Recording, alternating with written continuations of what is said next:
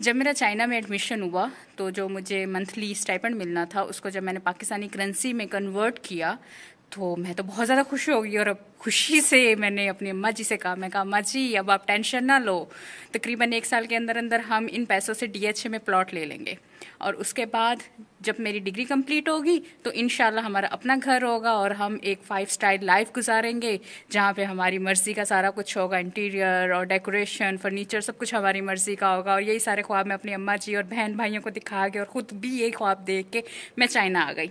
और चाइना आने के बाद तकरीबन 2 साल होने वाले हैं और मेरी जब भी और बाकी सब कोलीग्स के साथ जब भी बात होती है तो वो भी पता चलता है वो भी यही ख्वाब देख के आए थे कि जब हमारा स्टाइपेंड आया करेगा, हमारी इतनी सेविंग हो जाएगी, इतना खर्चा हमारा होगा मंथली और उसके बाद हम पाकिस्तान में एक नहीं, मैं तो एक प्लॉट का ख्वाब देख के आई थी। मैंने अपने यहाँ पे कई ऐसे स्टूडेंट्स देखे हैं जिन्होंने 4 प्लॉट्स का ख्वाब देखा हुआ था कि हम यहाँ पे 4 प्लॉट्स खरीद लेंगे जब तक हमारी डिग्रियाँ कंप्लीट होंगी।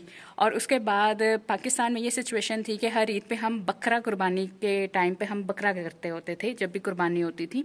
लेकिन जब मैंने यहाँ आने लगी तो मैंने अपनी अम्मा जी से कहा, अम्मा जी अब हम कुर्बानी बकरे की नहीं किया करेंगे, जाते साथ ही इंशाल्लाह जो बड़ी ईद आएगी ना उस पर हम ना वैड़ा करेंगे। और माशाल्लाह से ये दूसरी ईद भी गुजर गई है। वैड़ा तो छोड़े, हम बकरे से भी गए हैं। पहले तो बकरे की कुर्बानी हो जाती थी जब हम पाकिस्तान में होते थे, अब तो हम बकरे की कुर्बानी से भी गए हैं। मेरी अम्मा कहती बेटा जो तुमने ख्वाब दिखाने थे ना हमें, हमने बहुत अच्छे से देख लिए हैं वो ख्वाब, अब वो सिर्फ ख्वाब ही रह गए हैं, तुम अपना गुजारा करो। और समटाइम्स आप यकीन करें ऐसी सिचुएशन होती है कि स्टाइपेंड आने का पता होता है, कहाँ जा रहा है कोई पता नहीं होता। और मैं समझती थी सिर्फ ये मेरा ही हाल है कि मेरे साथ हाथ इस तरीके से तंग हो जाता है महीने के एंड पे। और जब मैं बाकी फ्रेंड्स के साथ जब बात होती है तो पता चलता है उनका भी यही हाल है कि महीने के एंड पे हम सब देख रहे होते हैं, कर्जे ही हुए होते हैं। हम कहते हैं कोई 100 युआन दे दे, कोई 200 युआन दे दे, 500 युआन दे दे। और जैसे ही हमारा स्टाइपेंड आता है जो हमने पैसे उधार मांगे हुए होते हैं वो हमारा उन सब में निकल जाता है।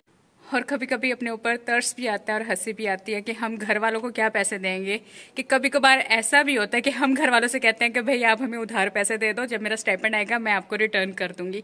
तो ये हकीकत है। यहाँ पे जो भी बड़े बड़े ख्वाब देख के आते हैं बाहर की कंट्रीज़ में कि हम जाएंगे 1 साल के अंदर सेटल हो जाएंगे, दूसरे साल के अंदर हम गाड़ियाँ और घर वगैरह ले लेंगे, तो बेटा जी ऐसा नहीं होता है। अगर आप बाहर आ रहे हैं तो यह हकीकत अपने माइंड में रख के आएँ कि यहाँ पे बहुत स्ट्रगल लाइफ है।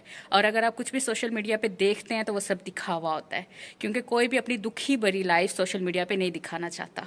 इस वजह से सब शो ऑफ करते हैं। तो दूसरों के पीछे लग के आप अपनी जो अभी की हाल की ज़िंदगी है उसको ख़राब मत करें।